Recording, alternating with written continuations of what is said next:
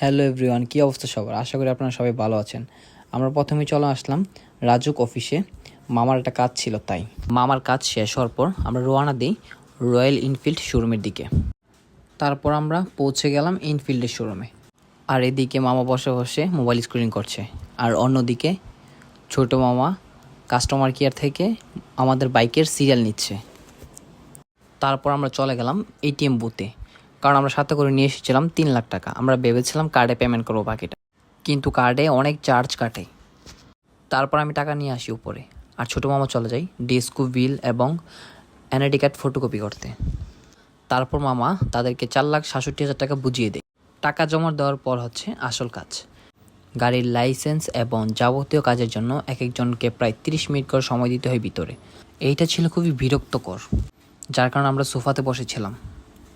এমনিতেই রুহান আসলো, বাকিটা শুনবেন রুহানের কাছ থেকে। হ্যালো এভরিওয়ান, ভাইয়ার কথা ছিল আমাকে নিয়ে যাওয়ার, কিন্তু বরাবর রাজুক অফিসে একটা কাজ থাকায় আমাকে নিয়ে যেতে পারেনি। স্কুল থেকে এসে আম্মুকে জিজ্ঞেস করলাম, আম্মু ভাইয়া কোথায়?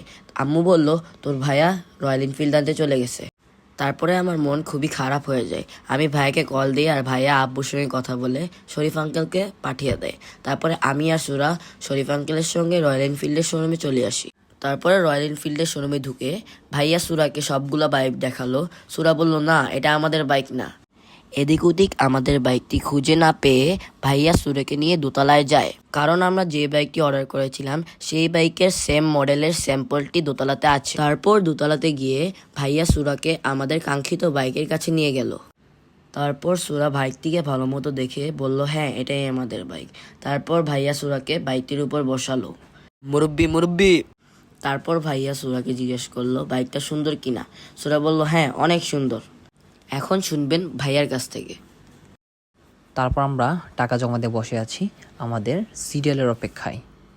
আমাদের সিরিয়াল ছিল 32 নম্বর। সিরিয়ালের অপেক্ষা করতে করতে কখন যেন 2 ঘন্টা পার হয়ে গেল, বুঝতেই পারলাম না। তারপর সুরা বলতেছে কুক খাবে, তাই শরীফ আঙ্কেল গিয়ে কুক নিয়ে আসে আমাদের সবার জন্য। রুহান বসে বসে একদিকে কার্টুন দেখছে আর কুক খাচ্ছে।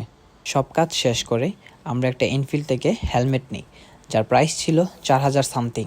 আমরা হেলমেটটি নিতে আসি উপরে, আর অপর দিকে সুরা মামারা চলে যায় যেখানে ডেলিভারি দিবে সেখানে। নিচে এসে দেখি আমাদের বাইক অলরেডি বের করে ফেলছে।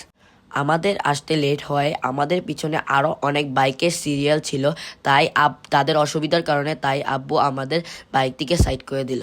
তারপর পিছনের সিরিয়াল শেষ হওয়ার পর আমাদের বাইকটিকে নিয়ে যাওয়া হয় স্টেজে ফটো সেশনের জন্য। তারপর ভাইয়া প্রথমে চাবিটি উল্টা ধরে, তারপর আব্বু বললো চাবিটি উল্টা। তারপরে ভাইয়া আবার ঠিক করে ধরলো। তারপরে ছোট বাপ্পা আসলো রয়্যাল এনফিল্ডের সঙ্গে ফটো সেশন করতে। ফটো সেশন শেষ করে আমি আর ভাইয়া বের হয়ে গেলাম বাইকটি নিয়ে। বাইকটি নিয়ে বের হওয়ার সময় আমরা ভেবেছিলাম এখন আমরা একবারে বের হয়ে যাব, কিন্তু না, ওয়েট গাইস, আবার চেকিং।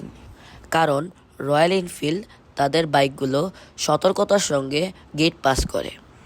গেট পাস করে তেজগাঁও রয়্যাল এনফিল্ড শোরুম থেকে আমরা আমাদের বাইকটিকে নিয়ে বের হয়ে গেলাম। বাইকটি হাতে পাওয়ার পর আমরা যে 6 মাস অপেক্ষা করলাম সেটি আমাদের এক মুহূর্তে ভুলিয়ে দিল বাইকটি। তারপরে আমরা বাসায় আসলাম। আল্লাহ হাফেজ গাইস, ভিডিওটি এখানেই সমাপ্তি হচ্ছে। পাশে থাকলে পাশে পাবেন, লাইক দিলে লাইক পাবেন, ফলো দিলে ফলো পাবেন। Just kidding.